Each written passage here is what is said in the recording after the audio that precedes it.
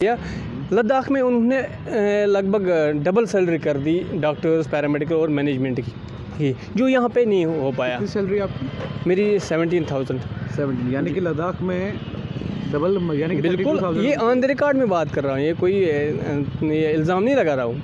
Research Covid में सबसे ज़्यादा काम किसने किया?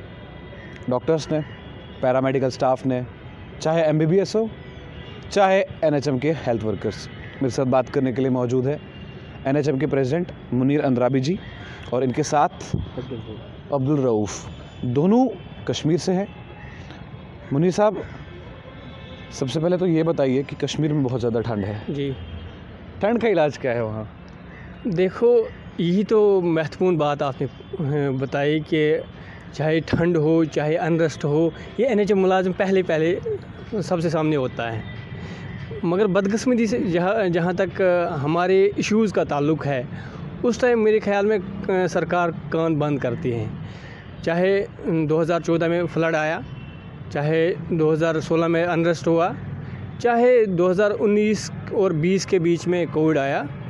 एक वक्त था, आज तो फिर भी रिलीफ कुछ मिल गया कोविड की वजह से। एक वक्त हम ये सोच रहे थे, हमारे और एडमिनिस्ट्रेशन भी उस वक्त एग्री कर रहे थे, जम्मू कश्मीर के बीच में अगर कहीं है वो हेल्थ डिपार्टमेंट में। हेल्थ डिपार्टमेंट में अगर कहीं भी कोई काम करने वाला इंटेंसिटी ऑफ द वर्क वो NHM कर रहा था।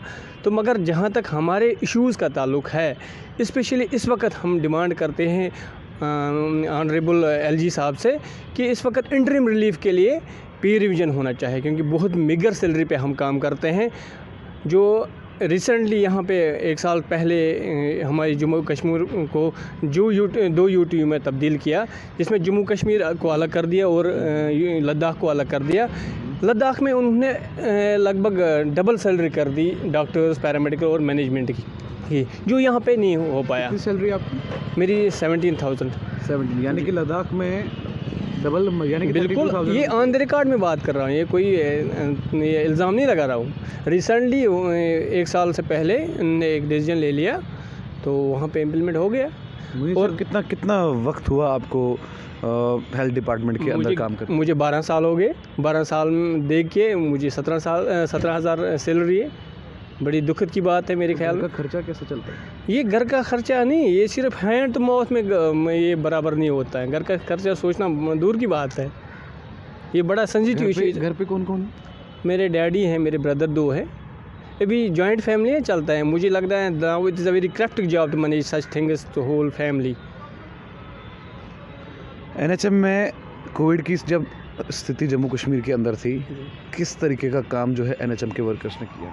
देखो, चाहे क्वारंटीन सेंटर, चाहे आइसोलेशन सेंटर, चाहे डाटा अपलोडिंग, ये सारा कुछ NHM कर रहा था। मैक्सिमम जो काम ये NHM करता था।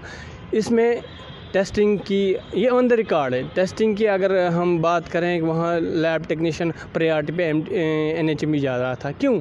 एक सेल्फ एक्सेप्टेबिलिटी चीज़ है, ये है कि कॉन्ट्रैक्चुअल एम्प्लॉय को थोड़ा सा डिपार्टमेंट में वैसी ही नज़र से दिखता है, पहले इन्हीं को भेज दीजिए। कोई हमने ये भी कुछ जगह सुना है कि ये NHM का ही है कोविड रिलेटेड, क्योंकि उस टाइम मिशन डायरेक्टर NHM इसका होल इंचार्ज रहे थे JK। शायद कुछ लोगों ने ये सोचा होगा ये शायद NHM को ही करना है।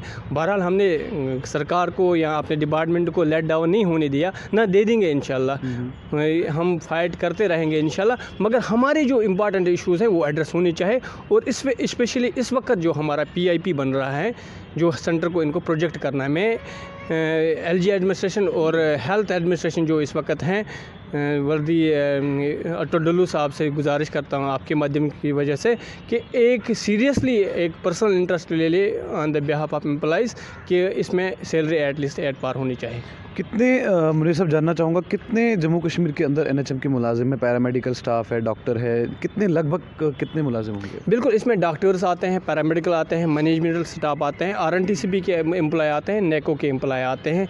इसमें 8,500 के करीब एम्प्लॉयज़ हैं जो इसमें काम करते हैं, 24/7 काम करते हैं।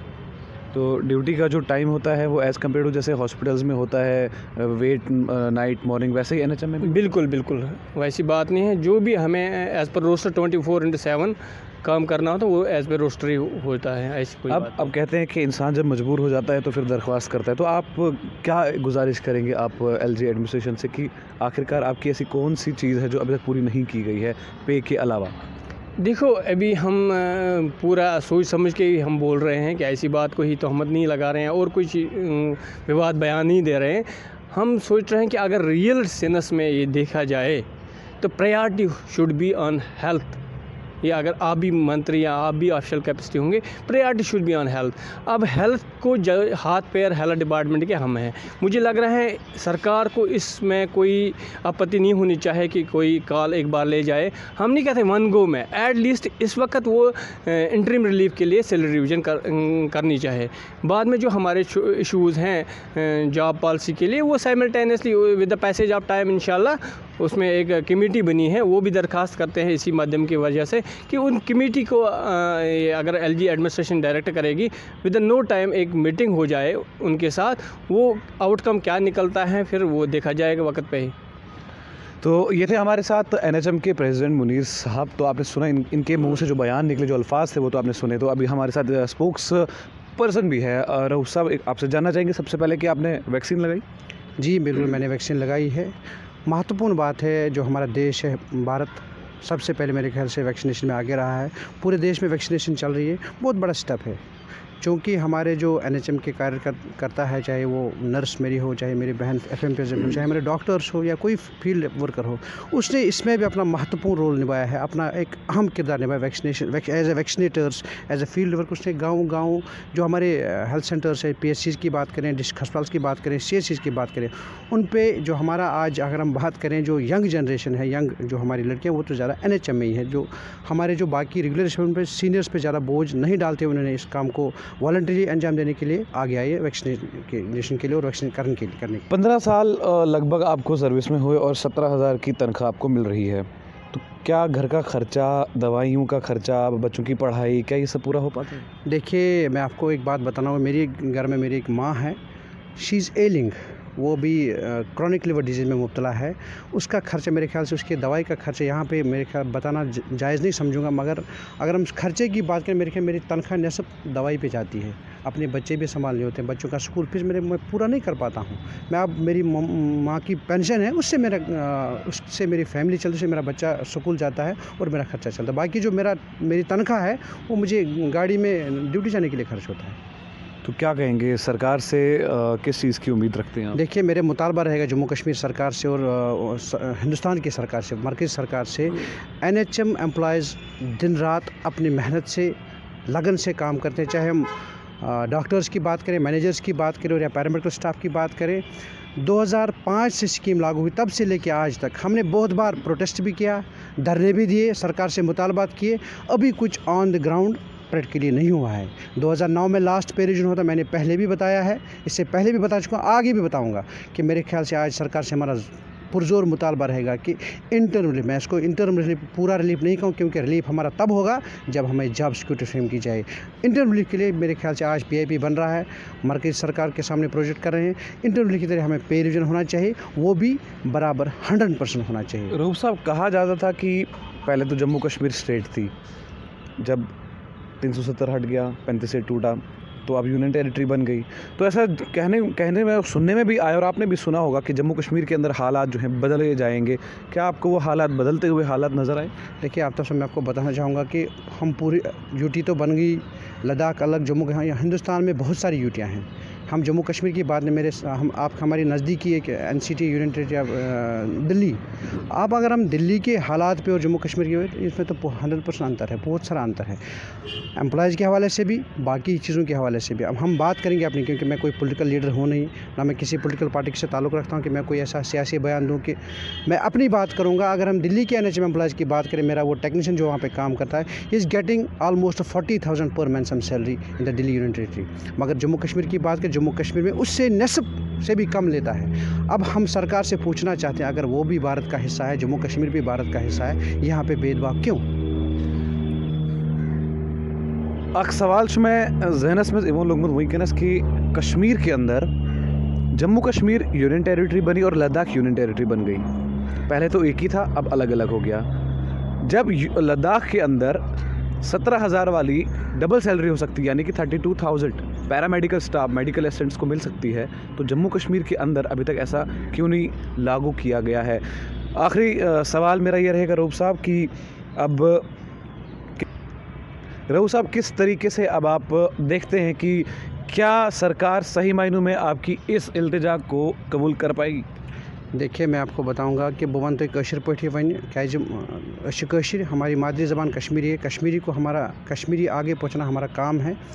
अस करो कशर पे वन कत अगर इस कत करो लद्दाख तो जम्मू कश्मीर, लद्दाख को सोन हिस्सा। सबसे पहले तो ये एक, अब गलती नहीं मानूंगा, ये सेंट्रल गवर्नमेंट का फैसला है कि लद्दाख को अलग किया जाए और जम्मू कश्मीर को अलग।